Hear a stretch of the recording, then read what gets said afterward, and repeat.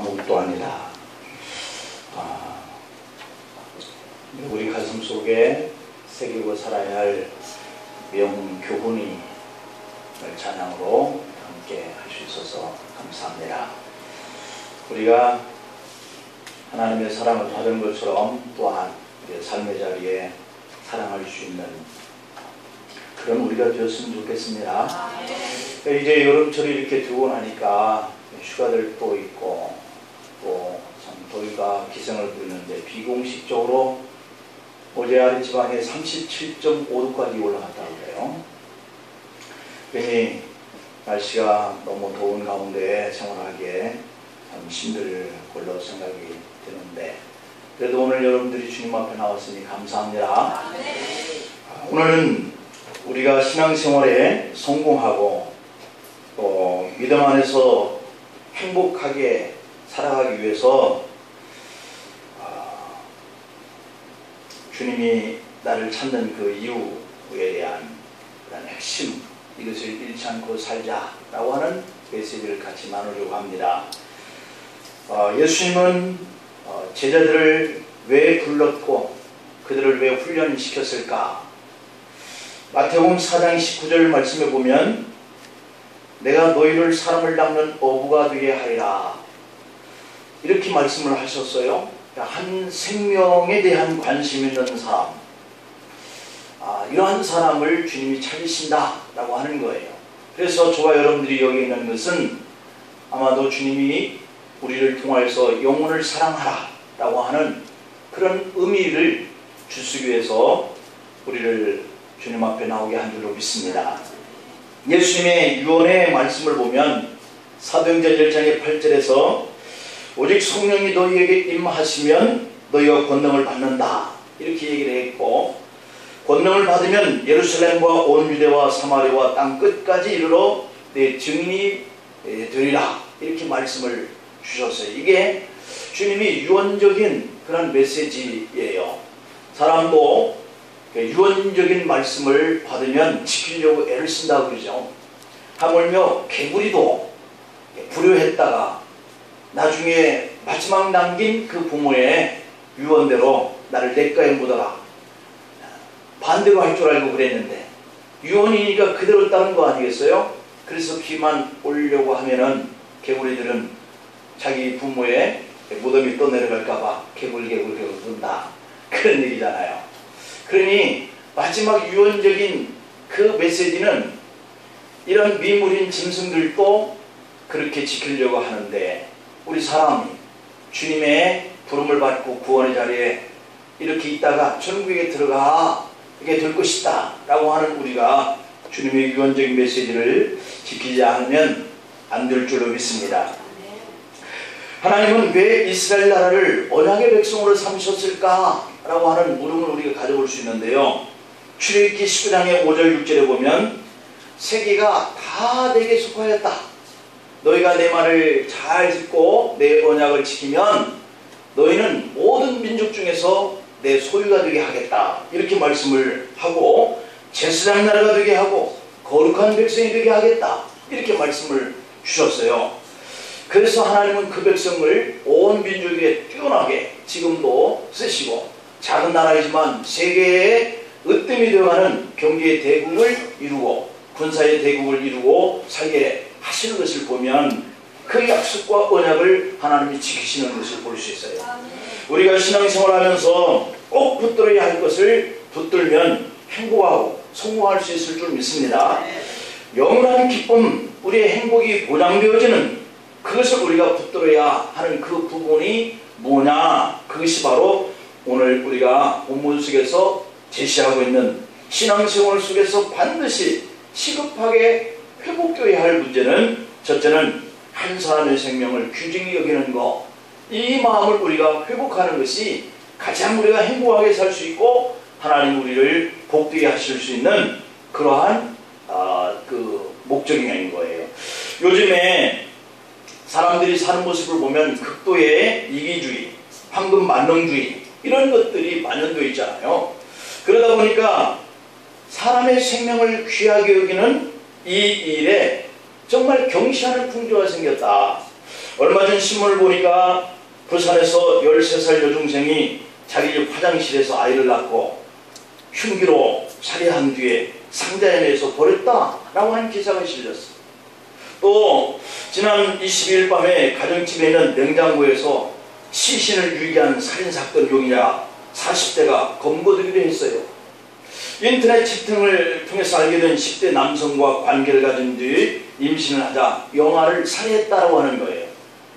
서울에서는 이 숯 가공업체 사장이 여직원이 A씨라고 하는 그 말 한마디에 신경질을 냈다고 해머로 머리를 쳐서 살해를 했어요. 경찰청에 따르면 올해 살인과 강도, 강간, 강제추행, 절도, 폭력 등 이 5대 범죄가 54초 만에 한 번씩 발생을 한다, 이런 통계를 내놓고 있어요.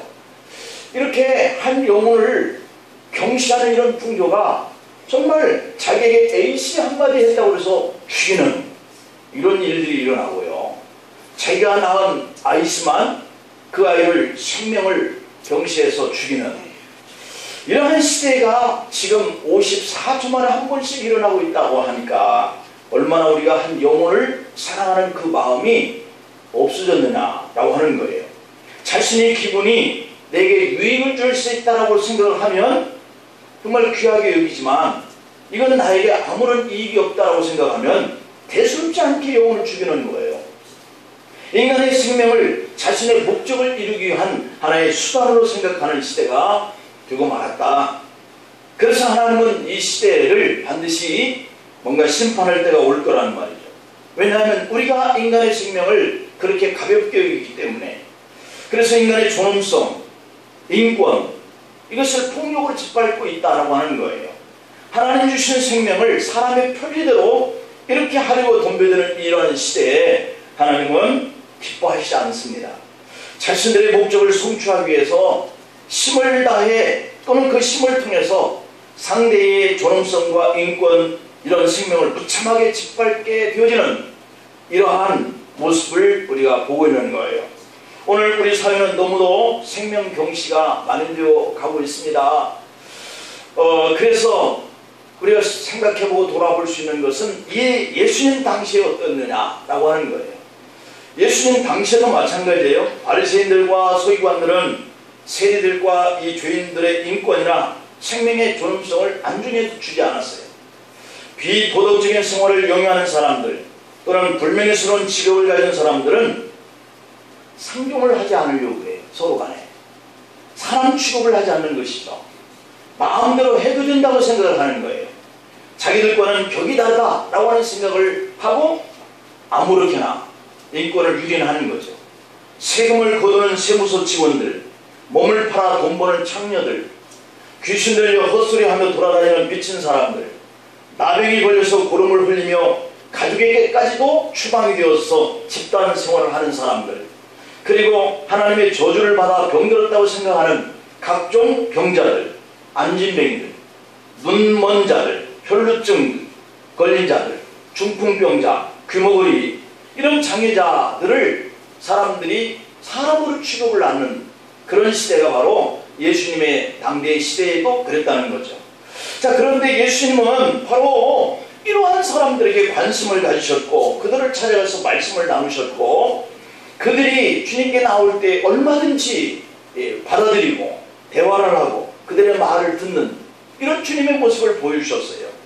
그러자 바리새인들과 서기관들이 반응이 어떻게 나타내느냐라고 하는 것을 보면 오늘 본문의 2절에서 바로 그러한 표현을 하고 있어요. 2절에 바리새인과 서기관들이 수군거려 이르되, 예수님이 이렇게 그들의 말을 들어주고 그들을 다가가서 말씀을 전하고 하는 이러한 모습을 보고 이 바리새인과 서기관들이 수군거려서 하는 말이 이 사람이 죄인을 영접하고 음식을 죄인들과 같이 먹는다, 이렇게 수군거린다는 거예요. 쉴 수 없이 주님의 그 모습을 보고 불평한다는 것이죠. 수군거린다. 왜 죄인을 만나서 음식까지 같이 먹고 있느냐는 거예요. 그렇게 하면 안 되는가요? 우리가 우리보다 질이 좀 떨어지는 그러한 생활을 하고 또 그들이 우리보다 덜 배웠다 생각해서 말이 통하지 않는다 하는 이런 사람들과 좀 가깝게 하면 안 될까요? 이렇게 예수님을 정결법을 어긴 부정한 사람으로 몰아세우는 그러한 부류의 사람들이 있었다는 거예요. 요즘 우리나라도 웬만하면 종북 세력으로 몰아가잖아요. 간첩아니냐고 몰아가요.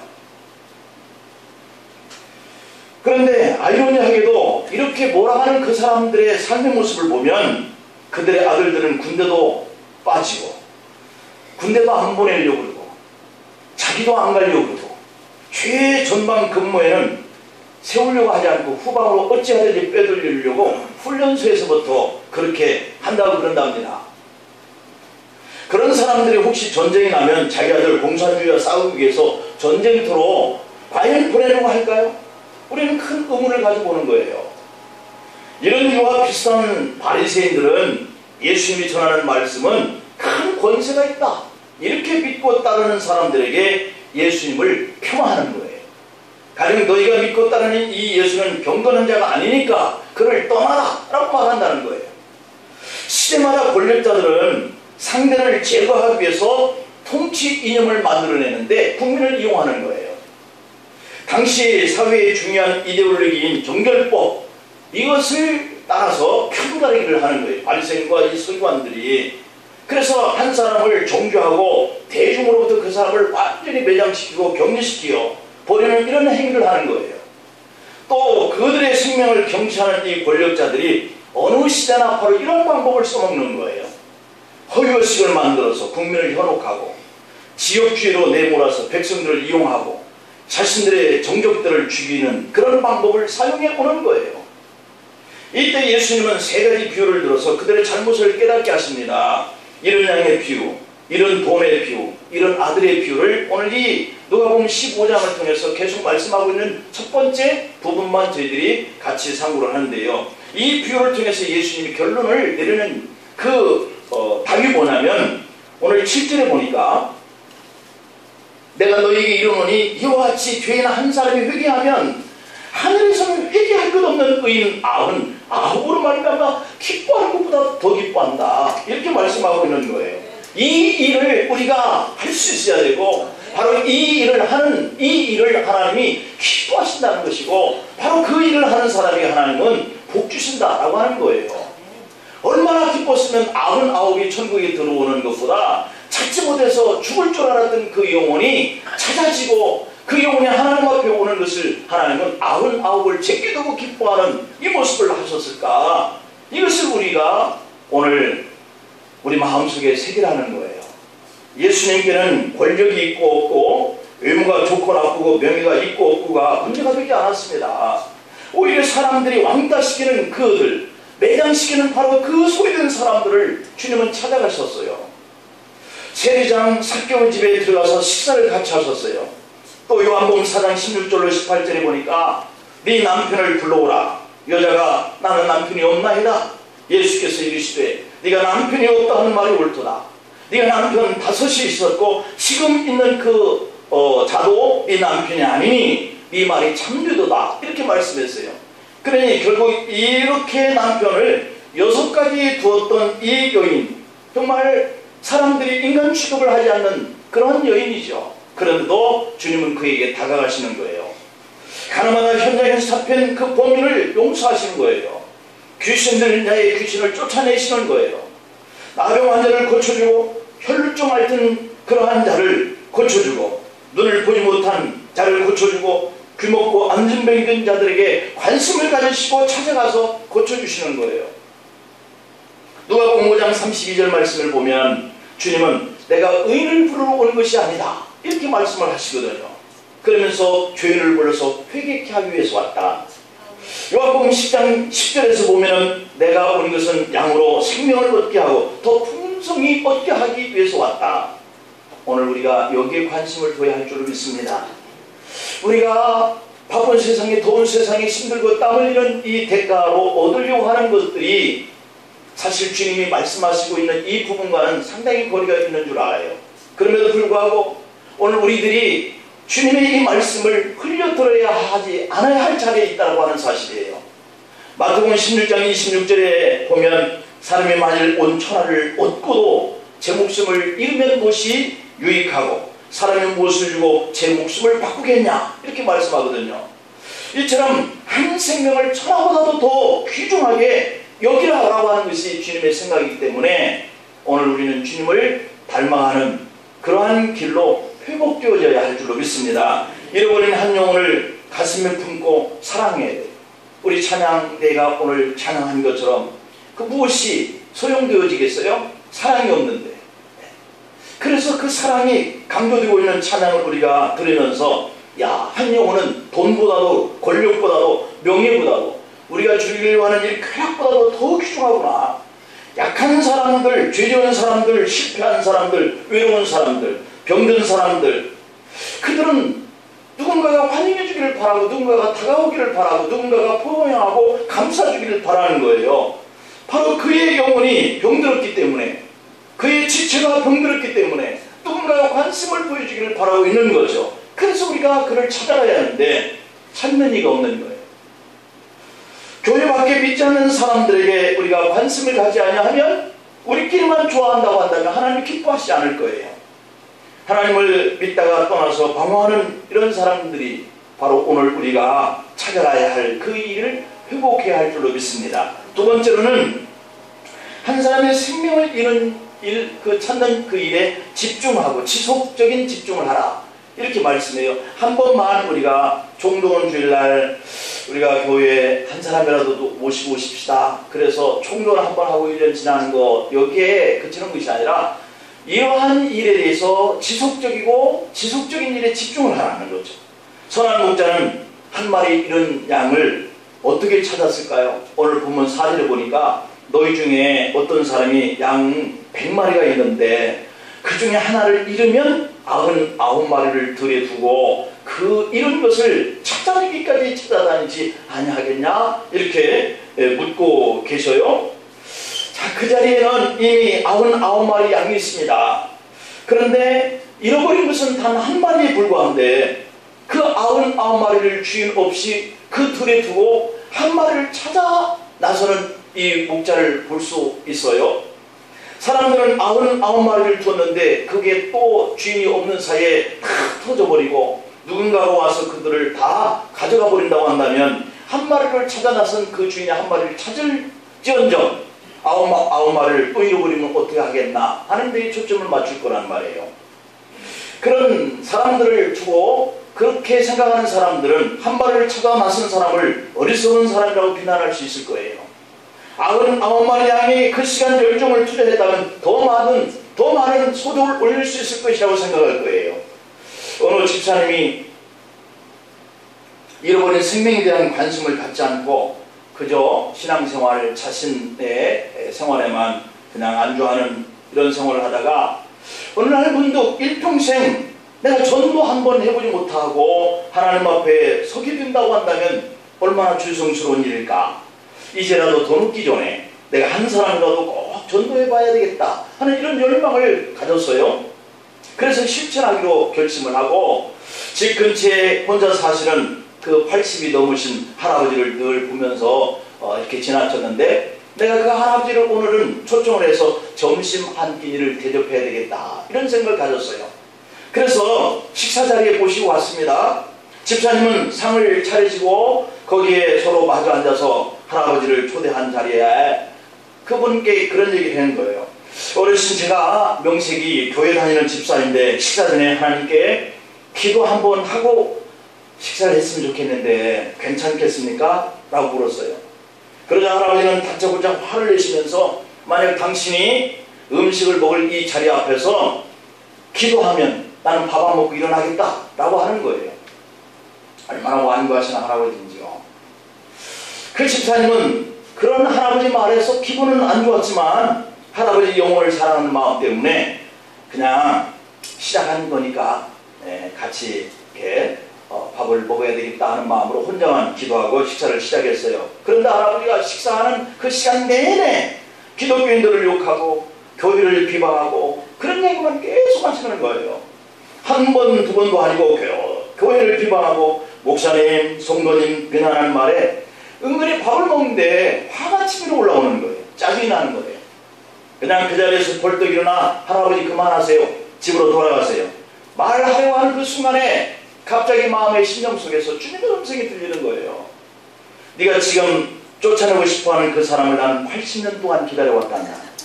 그런데 너는 그 식사 시간조차도 참아주지 못하느냐. 너의 사랑의 수준이 고작 그 정도로 참지 못하면서 어떻게 한 영혼을 전도하겠다고 나섰느냐. 이렇게 하시는 주님의 그 슬퍼하는 듯한 음성이 가슴속에서 떠올려오는 것을 체험한 거예요. 결국 그 집사님은 식사하는 도중에 다시 자리에 앉아서 계속 눈물을 흘리는 거예요. 하나님 몰랐습니다. 제가 하나님 마음을 몰랐습니다. 저분은 하나님이 80년 동안 사랑하면서 기다렸다고 하는 그 사실을 저는 몰랐습니다. 그래요, 저는 할아버지 영혼을 위해서 단 식사 시간 정도도 기다리는 긍휼도 자비도 사랑도 없는 존재예요. 주님 도와주세요. 그러면서 밥상머리 앞에서 무릎을 꿇고 계속 울 수밖에 없었다는 거예요. 여러분, 우리 주님은 잃어버린 양을 찾고 찾는데 어떤 얘기는 80년을 기다리는 그러한 기다리심의 사랑을 가지신 분이세요. 그런데 우리는 단 몇 번 전도해보고 안 되면 그냥 칼 자르듯이, 칼로 못 자르듯이 말이죠. 그렇게 포기해버리는 우리의 모습. 그렇게 하지 않고 지속적으로 해보고 안 되면 또 기다려보고 또 찾아가서 또 해보고 하는 것. 이것이 이런 양 한 마리를 찾는 그런 찾음의 노력인 거예요. 그리고 그의 잘못되고 그리고 그가 밥상머리 앞에서 기도하면 난 일어나 버리겠다 라고 하는 이 말에 그를 종교하지 않고 그를 참아서 이렇게 포기하지 않고 기다리는 것, 이런 것들이 주님의 그 기다리심의 사랑의 방법인 거죠. 바리새인과 서기관들은 세리와 죄인들을 멸망받을 수밖에 없는 존재다 이미 낙인을 찍어놓고 있었기 때문에 주님께서 그들을 가서 만나는 것을, 주님이 그들과 함께 식사하는 것을 원치 않으신 거예요. 정죄하는 거예요. 이 땅에서 소외된 자, 돈 없는 자, 병든 자, 사람들이 싫어하는 자, 심지어 부모까지 버린 자라 할지라도 주님은 부모가 그들을 버린다 할지라도 나는 그들을 버리지 않고 포기하지 않는다. 주님이 그렇게 말씀하셨어요. 주님은 우리를 향한 사랑을 이렇게 포기하지 않는 그런 분이신 줄 믿습니다. 어쩌면 그래서 저와 여러분들도 여기 있는 줄 몰라요. 우리는 얼마나 지속적으로 영혼 전도를 위해서 집중하고 있는가 한번 우리가 돌아볼 필요가 있지 않겠어요?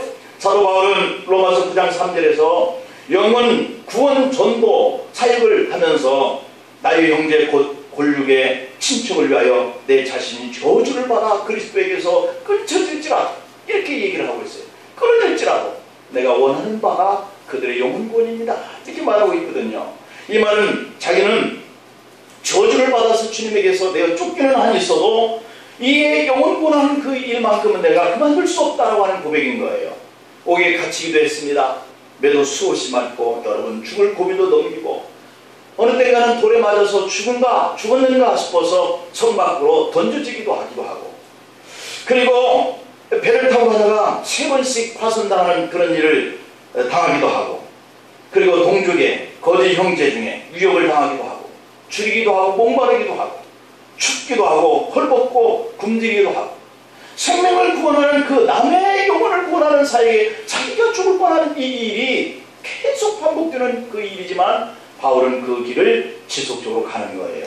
우리도 이 시대에 회복되어야 할 것이 있다면 내가 사랑하는 가족부터 그리고 형제와 친척들, 이웃의 생명을 살리는 그 일이 오늘은 실패했어도 내일 또다시 포기하지 않고 주님이 80 넘은 그 할아버지를 그렇게 80년 동안 참아 기다려왔다는 것처럼 우리도 포기하지 않고 지속적인 그러한 구원의 사역을 해야 할 줄로 믿습니다. 마지막으로 한 생명이 돌아오는 것을 보고 기뻐하자라고 하는 거예요. 우리가 교회를 이렇게 세워가면서 섬기면서 생활하는 거 이렇게 경험하는 걸 보면 정말 한 영혼이 교회에 들어오는 새로운 낯선 인물들을 이렇게 볼 때 정말 마음이 기뻐하는 기쁨이 있나요? 여러분 기쁨이 있으신가요? 아니면 저 사람 뭐 처음 보는 사람인데 왜 왔어? 이렇게 생각하나요? 사실 주님을 사랑하고 교회를 사랑하는 사람은 정말 이 후자의 생각은 없을 거라는 말이에요. 얼마나 그 영혼이 우리 교회에 들어온 거에 대해서 기쁜 마음이 있는지 마음이 설레고 과연 어떤 분일까? 어디 사시는 분일까? 우리 교회는 그냥 다니러 왔을까? 아니면 정착으로 오셨을까? 이런 마음들이 생기는 거예요. 오늘 보면 5절 6절에 보니까 또 찾아낸즉 즐거워 어깨에 메고 집에 와서 그 벗과 이웃을 볼러 모으고 말하되 나와 함께 즐기자. 나의 이런 양을 찾아 내었노라. 이렇게 얘기한다는 거예요. 이런 양을 찾고 보니까 너무 기쁩니다. 너무 즐겁습니다. 어깨에 메고 춤을 추듯이 걸어오는 거예요. 며칠 동안 그 한 마리 잃어버린 것을 찾기 위해서 그 목자의 마음을 상하게 만들었던, 짜증나게 만들었던 그 양이었어요. 그런데 이제 찾고 보니까 그런 짜증스러움도 그리고 마음을 상하게 했던 것들도 다 없어지는, 문제가 되지 않아요. 찾는 것 그 자체로 마냥 기쁘고 즐겁습니다. 그래서 집에 도착하자마자 기쁨으로 잔치를 베풉니다. 벗을 부릅니다. 이웃을 청합니다. 함께 즐거워했다는 거예요. 이유는 한 가지였어요. 이러다가 찾은 것 때문이었다는 거예요. 이것이 한 생명이 주님께 돌아오는 것을 주님이 기뻐하시는 모습인 거예요. 그렇습니다. 우리도 그래야 될 줄 압니다. 그 사람이 우리의 관계가 어떠했든지 간에 다시 오신 것에 대해서 마음을 열고 함께 즐거워 기뻐하는 모습, 이것이 주님의 마음인 줄 믿습니다. 우리를 통해서 한 생명이 주님께 돌아와서 천국 백성이 되는 것을 우리 온 주민들과 함께 기뻐했던 이 분처럼 말이죠. 우리도 살면서 나를 통하여서 한 생명이 교회에 나와서 주님을 만나는 것을 주님처럼 기뻐하는 마음으로 영혼 구원의 일에 회복하는 우리 모습이 되어야 할 줄로 믿습니다. 여러분, 살면서 돈을 많이 버는 것도 기뻐할 일인 줄 믿습니다. 왜 그럴까요? 세상에 사는 동안에 불편한 일에 큰 도움이 되기 때문이에요. 권력과 명예와 타인에게 인정을 받는 것도 기뻐할 일입니다. 왜 그럴까요? 사람들이 이 땅에서 바라는 소망을 이뤘기 때문이에요. 그러나 우리가 그 무엇보다도 더 기뻐할 수 있는 일은, 이 땅에서는 70에 80, 앞으로는 120세까지 산다 그러는데 그것도 끝이잖아요. 120년. 그런데 천국에는 영원인 거예요. 영원. 120년이 끝이 아니에요. 그 영원히 사는 곳에서 기뻐할 수 있는 일들, 이것이 돈을 많이 벌어서 명예와 권력과 뭔가 인정받을 수 있는 세상 것을 이룬 것 때문에 기뻐하는 이 기간은 짧아도 영원히 기뻐할 수 있는 그 일이 보장되는 것이 천국에 있다면 여러분, 그 일을 우리가 해주지 않겠어요? 내가 거기 가서 기뻐할 수 있는 것도 이 땅에서 쌓아놔야 되지 않겠어요? 돈의 도움과 명예나 권력을 얻으면 이 땅에서 좋은 것이기에 우리가 노력하고 애를 써서 이루고 나니 얼마나 편하고 좋은가요? 마찬가지로 잠시 후면 어느 누구도 피할 수 없는 이 죽음이라는 것으로부터 세상에서 좋던 것을 결별하게 될 날이 올 거란 말이에요. 그때 우리가 천국에 갔을 때도 세상에서 있었던 것이 편리하고 좋았던 것이 돈과 명예와 권력이었던 것처럼 하나님 나라에서는 그것 가지고 기뻐할 수 있는 일이 아니잖아요. 하나님의 나라에 가서 기뻐할 수 있게 하고 편하게 할 수 있게 하고 좋게 해줄 수 있는 것, 그것을 우리가 준비해야 되는 거예요. 바로 그것이 한 생명을 주님께 돌아오는 일을 위해서 핍박을 당하고 고난을 당하고 복음을 전하는 그 일에 또 참고 또 인내하고 또 사랑해야 하는 지속적인 이러한 방법을 우리가 해나지 않으면 이 영혼을 만났을 때, 찾았을 때 기뻐하는 일들이 돌아오지 않는 거예요. 그러므로 믿는 사람들은 두 가지 시민권 안에서 살기 때문에 세상 것만 가지고서는 안 됩니다. 이 땅에서 삶과 천국 생활의 삶의 길과는 비교가 되지 않아요. 영원한 세계 천국 생활에도 편하고 즐겁고 기쁨의 생활이 필요한데, 아마도 상급과 멸관을 받는 사람들과 자기만 겨우 구받는 사람들과는 차이가 있을 거예요. 여러분, 이 땅에서 우리는 실패하고 넘어져도요, 또 노력하고 애를 쓰면 기회가 와서 돈도 좀 더 여유있게 생겨지고 명예도 얻고 또 존경도 받는 자리에 처할 수 있어요. 그러나 천국은요, 내가 가서 전도하지, 이게 안 되는 거예요. 내가 천국에 가서 상급받을 일을 하지, 이게 안 되는 거예요. 그 천국에서 상급받고 멸류관받고 영원한 그러한 그 평안을 누릴 수 있는 것은 이 땅에서의 우리가 이뤄놓은 것을 가지고 누리게 되는 것이기 때문에, 그때 실패하고 넘어진 자리에서 또 일어나서 하면 되지라고 하는 이 땅에서의 삶의 기준과는 전혀 다른 거예요. 그런 삶이 바로 한 영혼을 주님께 돌아오는 일에 힘쓰는 것에 있다. 이런 사람을 스바냐 선지자는 스바냐 3장 17절을 통해서 하나님은 구원을 베푸실 전능자하시라. 그가 너로 말미암아 기쁨을 이기지 못하며 너를 잠잠히 사랑하시며 너로 말미암아 즐거움을 부르며 기뻐하시리라. 이게 하나님이 우리에게 메시지를 전하는 거예요. 틀림없이 우리도 한 영혼이 우리 교회에 나온 것을 보면 이런 기쁨을 누릴 때가 있단 말이죠. 아마도 모든 교회가 이런 기쁨으로 충만할 거란 말이죠. 여러분, 그렇다면 우리가 불신자를 전도하여서 교회에 등록하게 하고 하나님께 돌아오는 것을 기뻐할 수 있는 이 일에 우리가 하지 못했다면 회복되어야 돼요. 하워드 크란벨 박사가 그의 책 성장 상담 교재라고 하는 이 책 내용 속에 이렇게 남겨놓고 있어요. 어느 외딴 섬 조용한 해변가에 많은 사람들이 피서를 가기에 참 좋은 피서지가 있었어요. 인명구조대원들이 열심을 다해서 물에 빠진 사람이 한 사람도 죽지 않도록 다 구출해내는 일에 정말 열심을 다했어요. 그래서 이 섬에 얼마나 안전한지 해수욕장에 가서 죽은 사람은 하나도 없다, 이런 소문이 나고, 그렇게 그 섬이 피서하기에 아름다운 곳이다, 이런 소문이 나면서 사람들이 막 몰려오기 시작했어요. 인명구조대원들이 너무 헌신적으로 애를 쓰니까 사람들이 기부금을 많이 내기 시작했어요. 후원금이 많이 들어오니까 인명구조대원들이 모여서 허름한 구조시설을 헐어버리고 좋은 건물을 지었어요. 쉴 수 있는 침대도 놓고요, 심심할 때 친교할 수 있는 당구대도 놓고, 음악을 들을 수 있는 카페도 만들고, 가끔씩 쉬면서 술 한잔 할 수 있는 사교 클럽장도 만들었어요. 그때부터 그 섬의 해수욕장은 더 많은 사람들이 몰려오기 시작합니다. 그런데 인명구조대원들은 당구를 치다가 사람들이 빠졌다 소리를 쳐도, 이번 당구가 마지막 게임이니까 이것만 잠깐 치고 뛰어나가면 되지, 술 먹고 취해 있던 사람들, 제대로 구조활동을 하지 못하기 시작하게 된 거예요. 한여름 수많은 사람들이 구조되지 못하고 죽어가기 시작합니다. 그래서 그 섬의 휴양지는 교회 소문이 떠들기 시작했어요. 그 해수욕장에 가면 1년에도 몇 명씩 죽는단다 라고 하는 그러한 소문이 돌기 시작했어요. 그때부터 사람들의 발걸음은 점점 줄어들었고, 결국 그 섬은 흉물스러운 폐가로 남게 되었던 거예요. 여러분, 정말 죄송한 말씀인데 이 섬의 해수욕장은 오늘날의 교회를 풍자하고 있는 이야기라는 거예요. 교회는 극장처럼 공연하며 구경하는 곳이 아니고, 콘서트 홀이 아니고, 쉬는 장소도 아니에요. 설교 발표나 찬양 발표를 하는 것도 아니에요. 또한 교회는 말씀을 배우러 다니는 학원도 아니고, 친교하기 위해서 다니는 사교 클럽장도 아니에요. 신구약 성경 66권 속의 인물을 외우거나 지명이나 풀 수 없는 난제의 구절들을 알기 위해서 토론을 하기 위해서 모이는 토론 장소도 아니에요. 오직 교회는 생명구원에 대한 열정을 가지고 영혼구원의 일에 집중하고 그 생명이 돌아오는 것을 기뻐하자는 그러한 것이 교회라고 하는 공간이에요. 그런데 오늘 우리는 이 교회를 어떤 공간이라고 생각하고 사는지, 그러므로 교회는 구원의 방주가 되어야 한다.